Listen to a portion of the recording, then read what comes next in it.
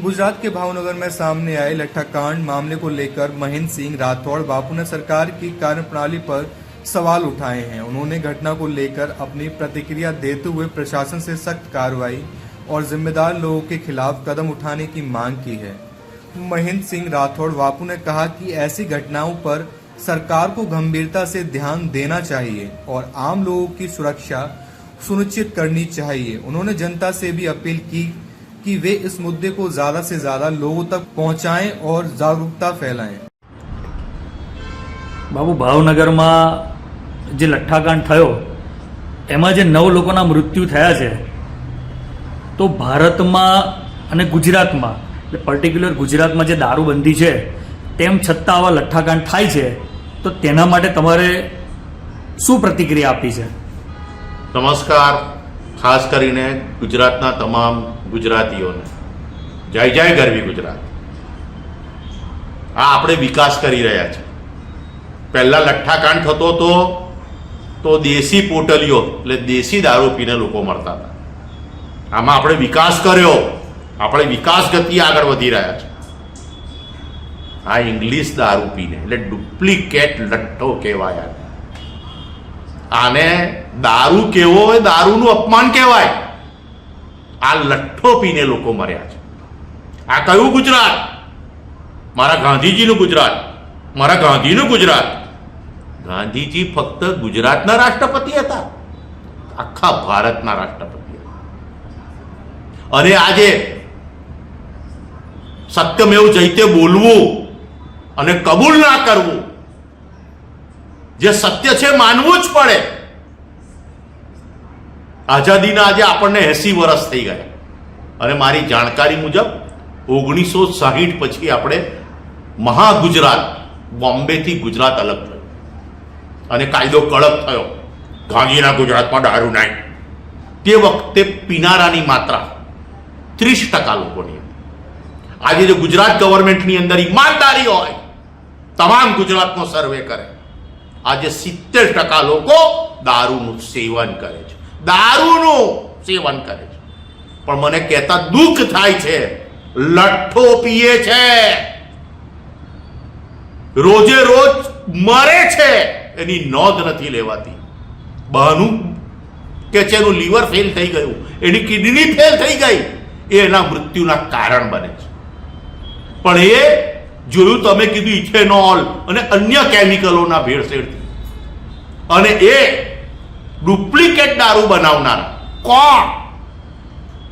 Duplicate bottle same to same લાવી, duplicate sticker same to same લાવવું, duplicate ડટ્ટા same to same લાવવું। એટલે 500ની નોટ જ્યાં ડુપ્લિકેટ બનતી હોય તો દારૂની બોટલ સેમ આરએસની બોટલ, વિચારો તમે તો આ કેટલું મોટું નેટવર્ક હશે। અને આ તમામ બુટલેગરો ભારતીય જનતા પાર્ટી સાથે કોઈ ને કોઈ એંગલે જોડાયેલા છે। એટલે સરકારના કહેવાના દાંત અલગ, ખાવાના દાંત અલગ અને બતાવવાના દાંત અલગ।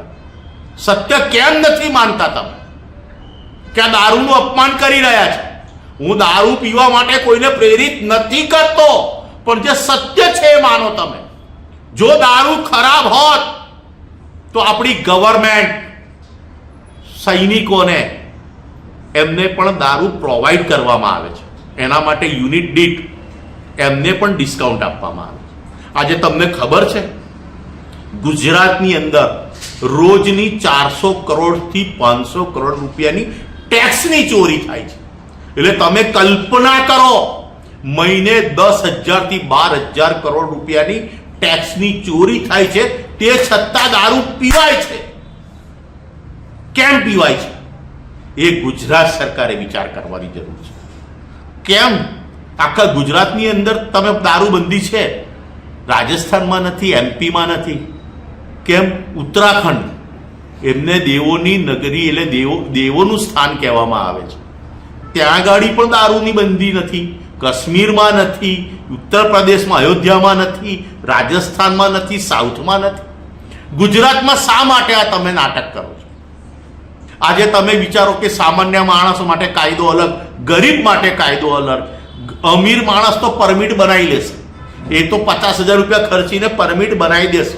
એ તો ડોક્ટર એને સર્ટિફિકેટ લખીને આપશે. આજે સૌથી વધારે દેશી પોટલીઓ મજૂર વર્ગ પીએ છે. એ એની આવક પ્રમાણે 20 રૂપિયાની પોટલી પીએ છે, પણ એને ખબર નથી એ લઠ્ઠો પીએ છે.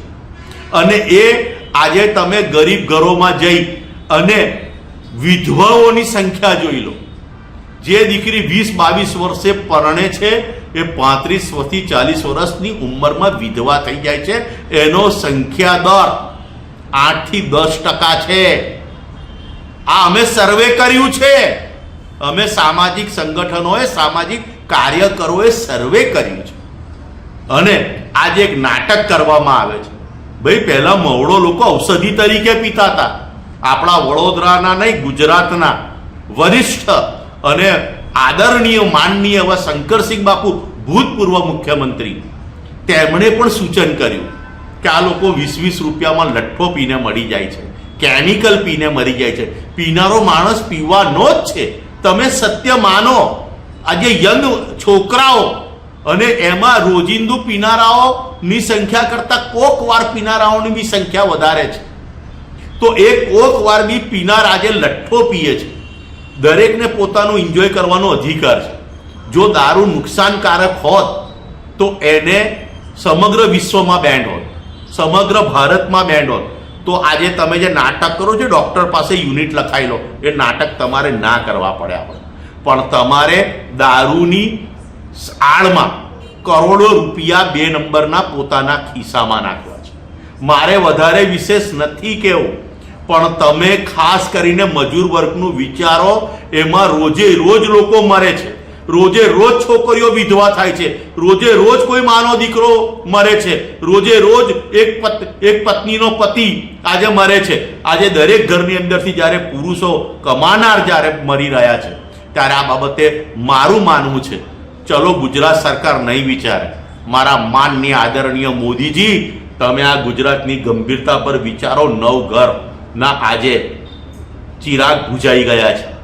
આજે ઘરની પરિસ્થિતિ તમે જઈને જોઈ આવજો. એમને એન્જોય માટે પીધેલું, મોતની સજા પામવા માટે નહીં. અને એ કેમિકલ લઠ્ઠો ઝેર પીવામાં પીરસ્યું તમે. અને આજે 24 કલાકમાં જીતુ વાઘાણી કહે છે ગુજરાતમાં તો દારૂ મુક્ત નહીં થાય, કદી નહીં થાય. તમારા બાપનું ગુજરાત છે. પબ્લિકની ડિમાન્ડ સમજો, તમારા ખિસ્સા ના જુઓ. અને જે લોકો પીએ છે એને શુદ્ધ દારૂ તમે પીવડાવો, એ તમારી જવાબદારી છે. તમારી જવાબદારીથી તમે છટકી શકો નહીં. અને મવડોમાં તો અમે તમને કીધું છે કે મવડો એ પુરુષને ગરડો નથી થવા દેતો. હું દારૂ પીવા માટે પ્રેરિત નથી કરતો, પણ જ્યારે લોકો જીદમાં પી જ રહ્યા છે તો તમે એમને ચોખ્ખું પીરશો ને. કમાઓ ને ટેક્સ. હું તમને ચેલેન્જ મારું છું. રોજનો 400 થી 500 કરોડ રૂપિયાની ટેક્સ ચોરી થાય છે. મહિને 10 થી 12 હજાર કરોડ રૂપિયાની ટેક્સ ચોરી થાય છે. એજ્યુકેશન ફ્રી થઈ જશે, મેડિકલ ફ્રી થઈ જશે, અને તમને હું કહું છું આરોગ્ય બી ફ્રી થઈ જશે. એટલો પૈસો આવશે, પણ તમારી દાનત નથી. એ 10,000 થી